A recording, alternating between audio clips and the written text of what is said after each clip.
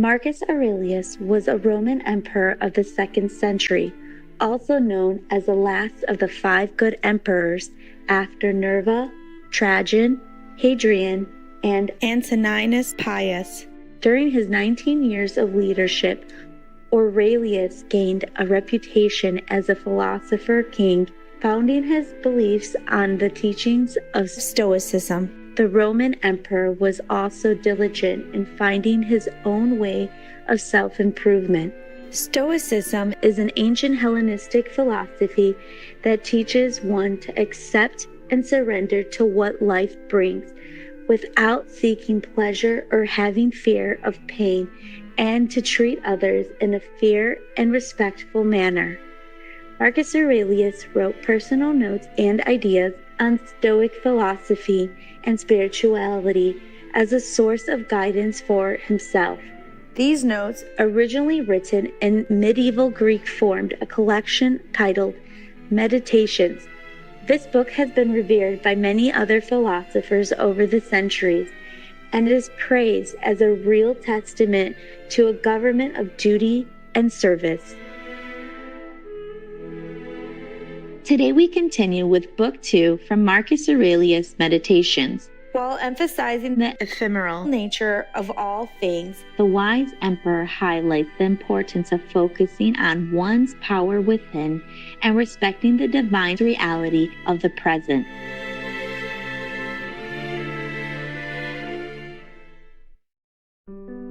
Meditations, Book 2. You could leave life right now. Let that determine what you do and say and think. If the gods exist, then to abandon human beings is not frightening. The gods would never subject you to harm. And if they don't exist or don't care what happens to us, what would be the point of living in a world without gods or providence? But they do exist. They do care what happens to us, and everything a person needs to avoid real harm they have placed within him. If there were anything harmful on the other side of death, they would have made sure that the ability to avoid it was within you. If it doesn't harm your character, how can it harm your life? Nature would not have overlooked such dangers through failing to recognize them, or because it saw them but was powerless to prevent or correct them. Nor would it ever, through inability or incompetence, make such a mistake as to let good and bad things happen indiscriminately to good and bad alike.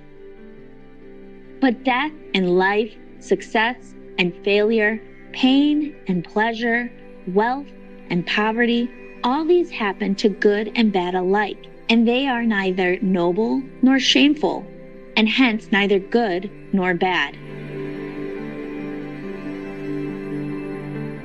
The speed with which all of them vanish, the objects in the world, and the memory of them in time, and the real nature of all the things our senses experience, especially those that entice us with pleasure or frighten us with pain, or are loudly trumpeted by pride.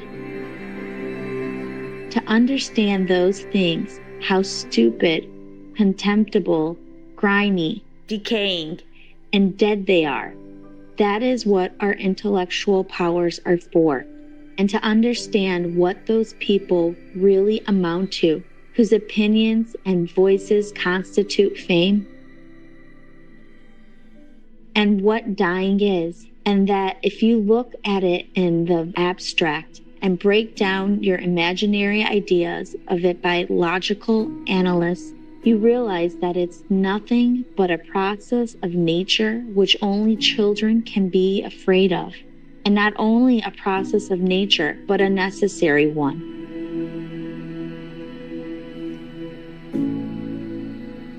And how man grasps God with part of himself he does so, and how that part is conditioned when he does. Nothing is more pathetic than people who run around in circles, delving into the things that lie beneath and conducting investigations into the souls of the people around them, never realizing that all you have to do is to be attentive to the power inside you and worship it sincerely.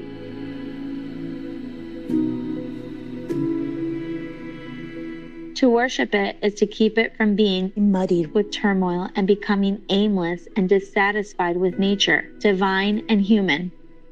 What is divine deserves our respect because it is good.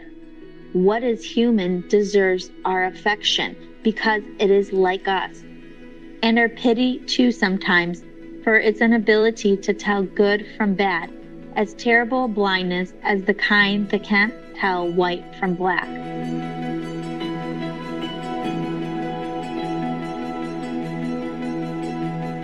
Even if you are going to live 3,000 more years or 10 times that, remember, you cannot lose another life than the one you're living now, or live another one than the one you're losing. The longest amounts to the same as the shortest. The present is the same for everyone. Its loss is the same for everyone, and it should be clear that a brief instant is all that is lost. For you can't lose either the past or the future. How could you lose what you don't have? Remember two things: that everything has always been the same and keeps recurring, and it makes no difference whether you see the same things reoccur in 100 years or 200 or in an infinite period. That the longest lived and those who will die soonest lose the same thing. The present is all that they can give up, since that is all you have, and what you do not have, you cannot lose. Everything is just an impression. Monimus the cynic. And the response is obvious enough, but the point is a useful one if you take it for what it's worth.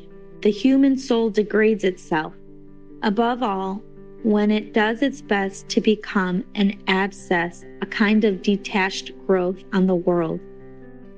To be disgruntled at anything that happens is a kind of secession from nature, which comprises the nature of all things. When it turns its back on another person or sets out to do it harm, as the souls of the angry do. When it is overpowered by pleasure or pain. When it puts on a mask and does or says something artificial or false. When it allows its actions and impulses to be without a purpose, to be random and disconnected.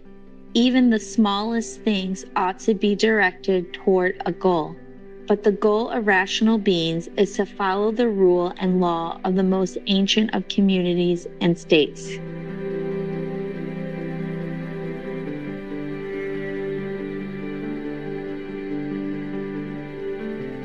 Human life. Duration, momentary. Nature, changeable. Perception, dim. Condition of body, decaying. Soul, spinning around. Fortune, unpredictable. Lasting fame, uncertain. Sum up. The body and its parts are a river, the soul a dream and mist. Life is a journey far from home. Lasting reputation is oblivion. Then what can guide us?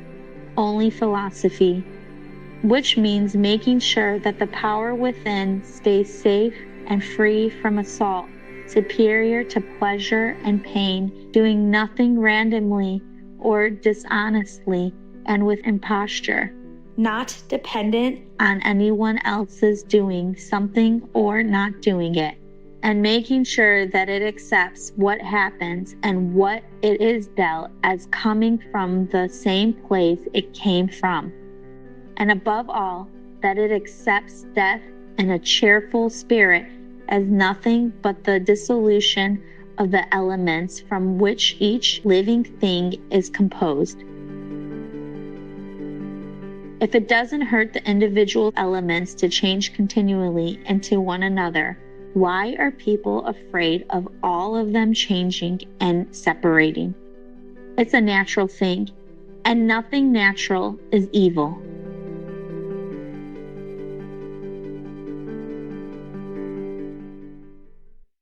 Noble viewers, we thank you for your company on today's program titled From Marcus Aurelius Meditations, Book 2, Part 2 of 2, on Words of Wisdom.